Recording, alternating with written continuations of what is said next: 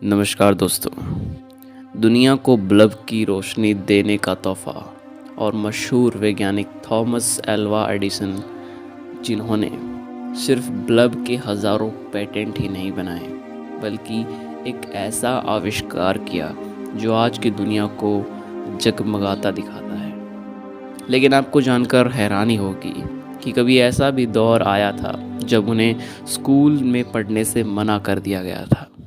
लेकिन ये बात उन्हें पता तब चली जब वो फोनोग्राम और इलेक्ट्रिक बल्ब जैसे आविष्कार कर चुके थे। उन्होंने अपनी जीवनी में अपनी माँ से जुड़ी इस घटना का जिक्र किया है। आइए जानते हैं उनके बारे में कुछ खास बातें। महान वैज्ञानिक अमेरिकन आविष्कारक थॉमस एल्वा एडिसन, जिनका जन्म 1847 में हुआ था। उनके नाम 1093 पेटेंट है जो उनकी मेहनत को दर्शाते हैं। यानी उन्होंने 1093 बार बल्ब के नए नए तरीके खोजे जिनसे बल्ब का आविष्कार नहीं हो सकता है। आज दुनिया उनके आविष्कारों को लोहा मानती है। बिजली के बल्ब की खोज इनकी सबसे बड़ी खोज मानी जाती है। बिजली के बल्ब के आविष्कार करने में उन्हें कड़ी मेहनत करनी पड़ी थी। एडिसन बल्ब बनाने में 10,000 बार से अधिक असफल हुए थे, जिस पर उन्होंने कहा, मैं कभी नाकाम नहीं हुआ, बल्कि उन्होंने 10,000 ऐसे रास्ते निकाले जो कभी काम नहीं आ सके।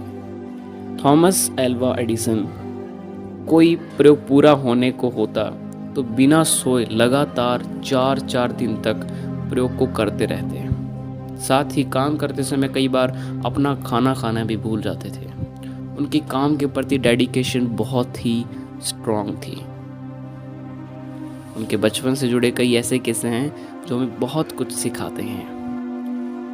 उनमें से एक किस्सा बहुत प्रचलन में है, जिसके अनुसार उन दिनों की बात है जब थॉमस एल्वा एडिसन प्राइमरी स्कूलों में पढ़ते थे। ये किस्सा बहुत ही रोचक है और एक माँ बेटे के बहुत ही प्यारे संबंध को बताता है।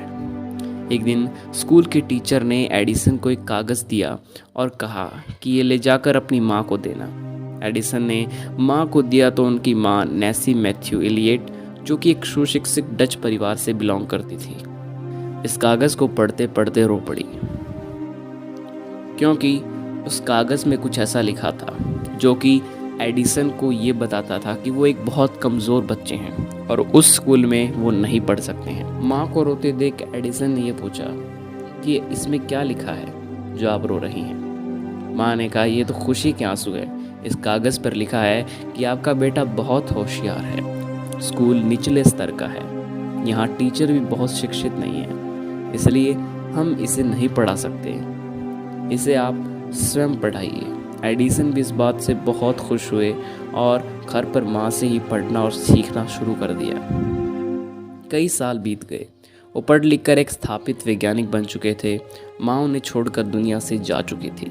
तभी एक दिन घर में पुरानी कुछ यादों को तलाशते हुए उन्होंने अपनी माँ की अलमारी से वह पत्र निकाला और वही लेटर था जो कि स्कूल टीचर ने दिया था।